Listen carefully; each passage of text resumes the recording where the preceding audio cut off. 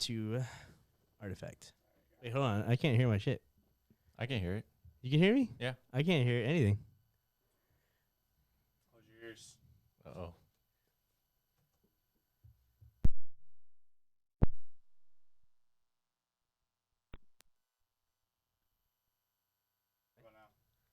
Test, test. No. No?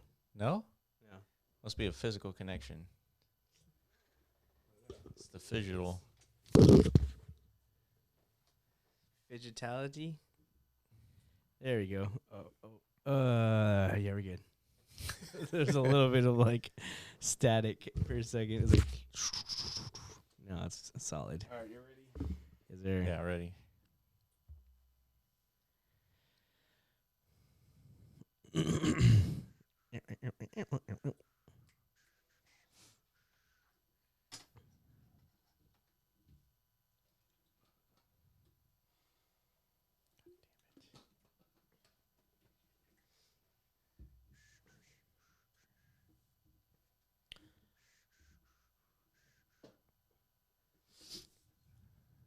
Got everything, dude? Those fucking legs, dude. Oh, he disappeared. Oh, glitch. Oh. Glitched. Anytime I Whoa. step on something. Okay, ready? Yes. Are we on? Yep. All right. 3, 2, 1. Here we go. Welcome back. You got Will and I Man here for. Start that over one more time. All right. Claps included? No. Okay. Welcome back. You got Will and I Man here from the Block Runner, MetaZone, and Rovi. And today, apparently, Artifact has dropped a phygital item worth 3 ETH, and people are going crazy on it. Crazy enough. Yeah. That plus the little cute bots, I guess, that we're seeing here that's on screen, right? So Artifact, if you don't know, huge brand, big IP, straight organically grown from within the Web3 ecosystem. Who's that? Is that a person? That's a person. Cryptotron. Oh, wow. So we're on Cyber right now looking at, one of the scenes, I guess, they put together for the minting event for these new assets, right? Yeah. This is what Artifact does. They create cool shit, and then they drop it, and people buy it. It's really that simple, right? Just like any other product brand, right? Yeah. They create products, cool little marketing campaigns. So this is definitely something different, though, because this feels like a deployable metaverse asset, right? Something we're very familiar with. Yeah. Everything else they've done up until now is basically like, standard PFP stuff, 2D JPEGs. Yeah. PNGs. CloneX. Yeah, CloneX, other things, right? But everybody's always been wondering, like, what are all these assets for? You know, what is the end game for Artifact? Why do they keep dropping, like, boxes and now robots? And what are they trying to create here? Like a whole universe? Or is this like a weird rollout of a metaverse concept? Yeah. Yeah. That's ultimately what we're doing here is we're trying to figure out what exactly is happening. Yeah. And so it turns out they had these buttons here that people came to mint, either a worker bot or a cabin case mint. Which is interesting because we've been talking about phygital stuff a lot lately because of Azukis and other projects leveraging the trend. So here we go. It's starting to become normalized almost. So you almost expect some sort of phygital. Yeah. Do you think release. the phygital movement is happening only because projects are trying to figure out how to create artificial value? Like some kind of buzzworthiness? Yeah. I think that's definitely a huge factor. Right now, it seems to be like one of the more unexplored territories of NFTs that, I'm pretty sure Nike has big, because now Nike acquired Artifact, right? Yeah. Well, what I'm struggling to understand, like in this whole phygital thing, is the connection between the NFT and the actual physical item. Mm-hmm. Because what is the value of acquiring in the second market one of these phygital NFTs if you don't get the physical item with it? Like, it's difficult for me to like comprehend now, unless there's some sort of like. Yeah, that sounds like a difficult process for sure to like just to ensure that you're gonna receive your physical item. Yeah. Every time you transfer ownership. Yeah, that's a tough one, dude. I think that's why Azuki is attempting to create some sort of standard protocol for this, right? Yeah. So obviously it's a big dilemma in the phygital space, but nonetheless, people still want physical items associated with some sort of like digital experience. Right. That's a trend I think that's not going to stop anytime soon. It's only going to get more and more, I think, in demand. Yeah, right? for the Azuki stuff, I still wonder how they're still going to connect everything. And I know they're talking about RFIDs and but still, isn't it harder to move NFTs when there's like a physical component to it?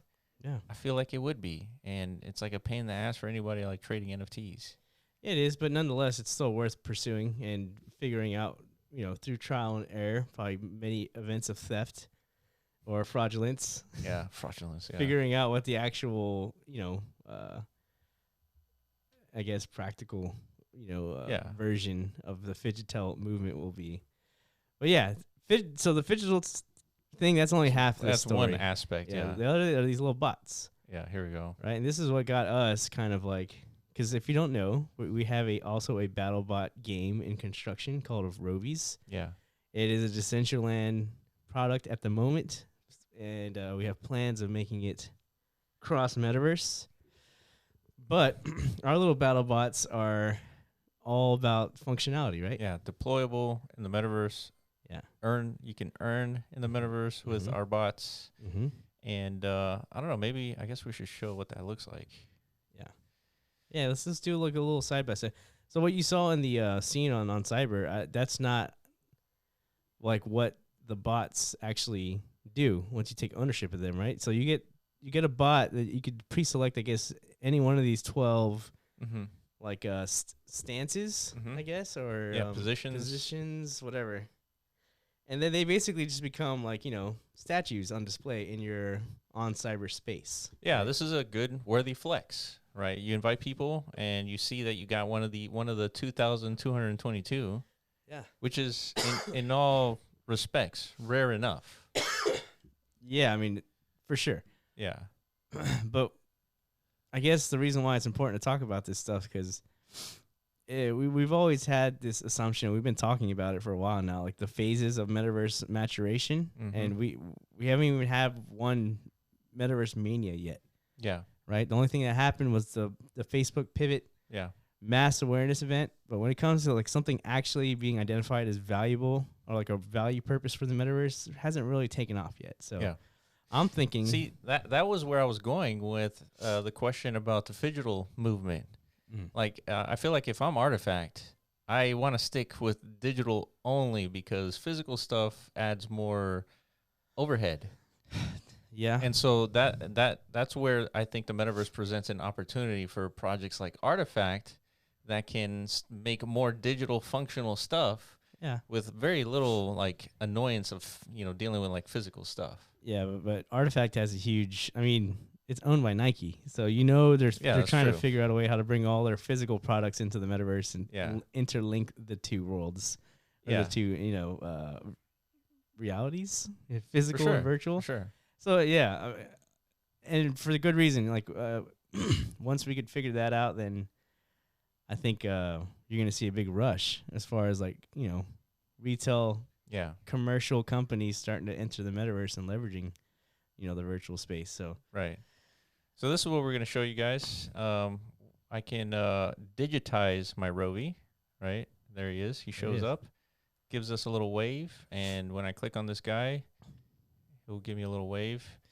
Yeah, and this is a good representation of like functionality. So right now I'm actually spectating to earn. There's a little countdown clock, and every 9 minutes I earn this off-chain token called Lube, which will be converted into an on-chain token called Gears. Yep. And this is just one representation of functionality in the metaverse. So we're in Decentraland. I'm sure most of you watching this kind of are aware of this this particular metaverse. Yeah, and then I guess it's important to state like how, as simple as this experience looks, how difficult it was to create, especially in something like Decentraland, where it's very limited as far as like what you can create. I mean, you can create more in Decentraland than you can in any other metaverse, but nonetheless, it's still a difficult development environment. And then, of course, like the economics in the metaverse itself make it, Yeah. hard to even feasibly construct some sort of like a game-like ecosystem. And to kind of go a little bit deeper on what you're talking about, like the difficulty and the economic stuff. Yeah. This particular game is a completely distributed version of the game. It's Yeah. not a game where you go to a single location and you play you have the entire experience in one little plot of land in the metaverse.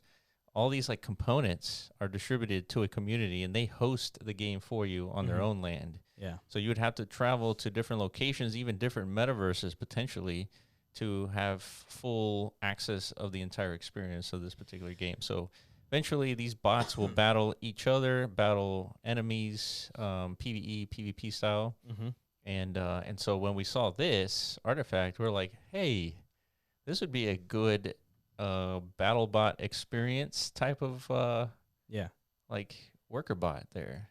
Yeah, and then because they were teasing this drop for a little bit, right? Yeah. They were talking about metaverse companions, right? And that's we identify and label Rovies as a metaverse companion project.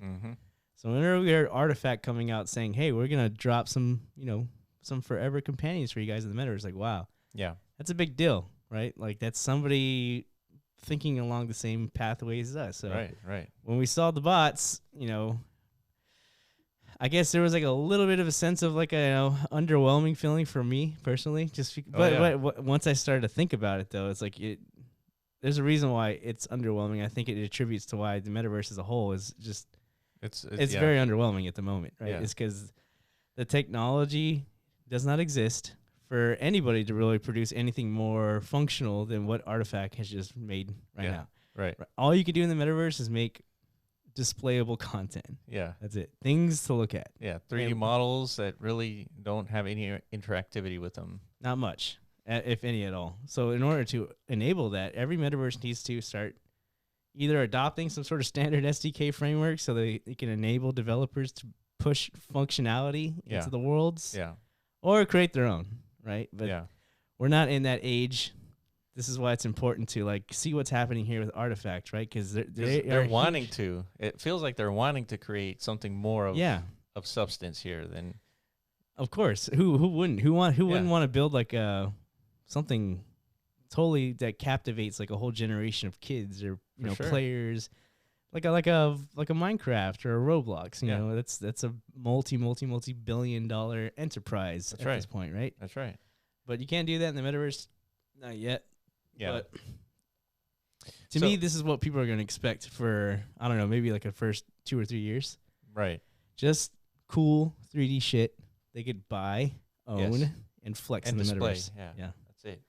That really is it. So talking about the era, right now we're in the technology era of the metaverse where a lot of projects some projects are focusing on the technology side of things rather than like the actual functionality of the different worlds. Because most of the worlds that exist, most of the I don't want to call them metaverses because we're all part of the metaverse. Most of the virtual worlds that exist are essentially gallery metaverses where it's just exists to display 3D art, 3D models. That's pretty much it. And then there's like a social layer to it. Yeah.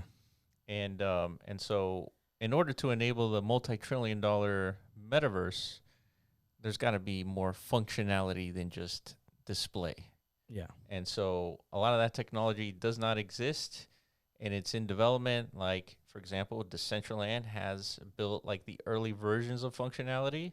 Like basically everything here you deploy on your land, you can earn income, right? That's a good example of functionality.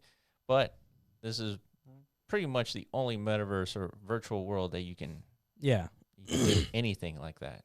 Yeah, so I guess another interesting, tidbit of information about Artifact. I think, from what I remember, they started in Decentraland, they producing wearables, and they built a brand off of that, and a lot of traction. Just producing really cool accessories in Decentraland, and then they moved into the AR realm, started building like AR shoes, and then.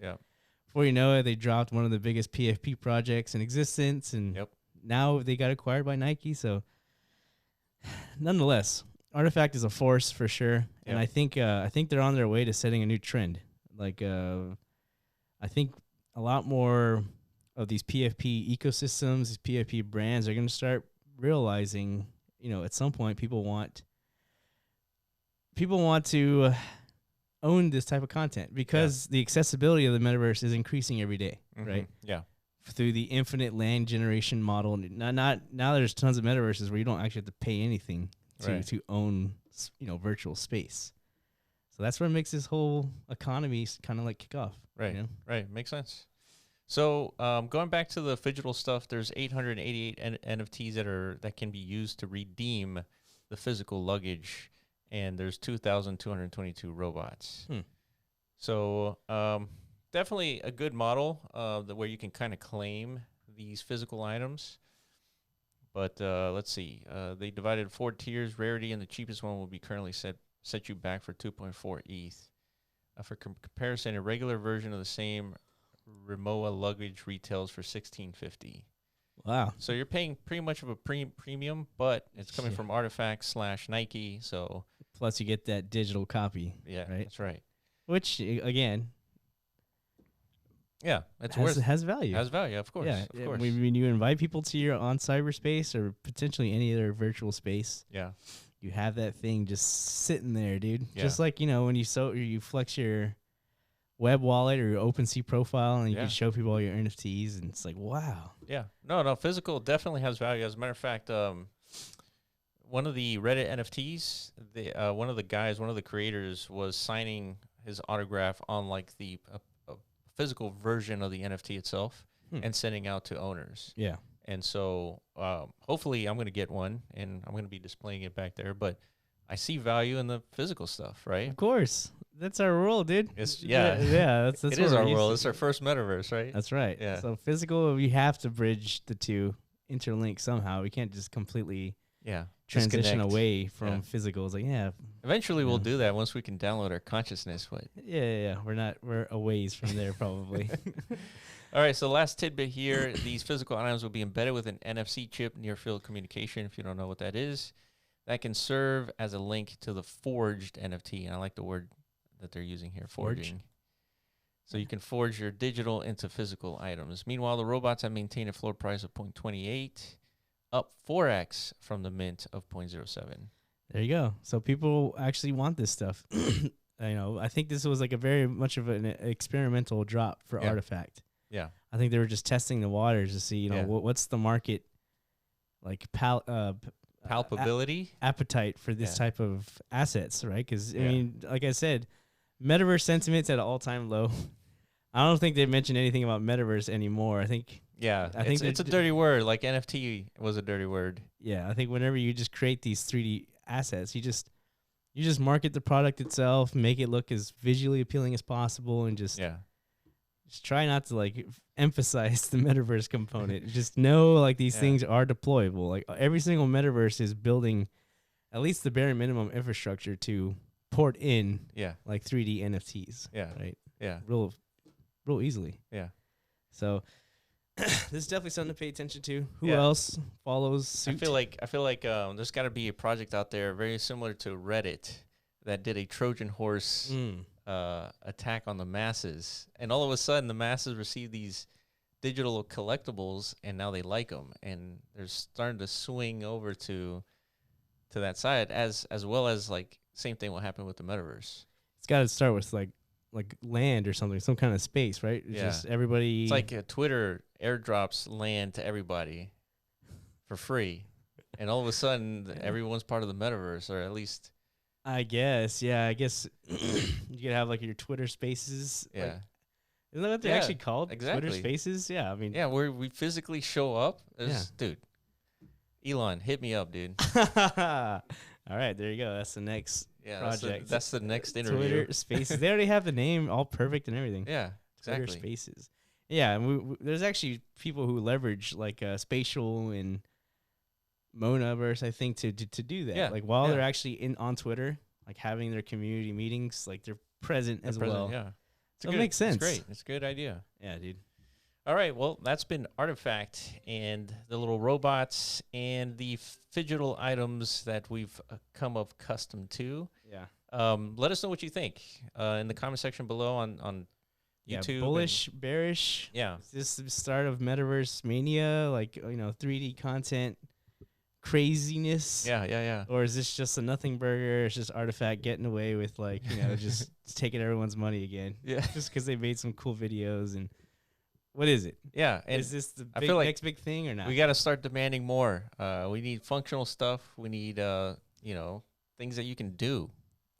Yeah, but in order for us to do that, the metaverses have to shape up. That's true. Yeah, so we can't demand that until the technology exists. That's true. Hold me down, dude. Yeah, I know. All right, guys. Follow us on Twitter at The Block Runner, at MetaZone.io, and at RoviAI, and we will catch you in the next video. Peace.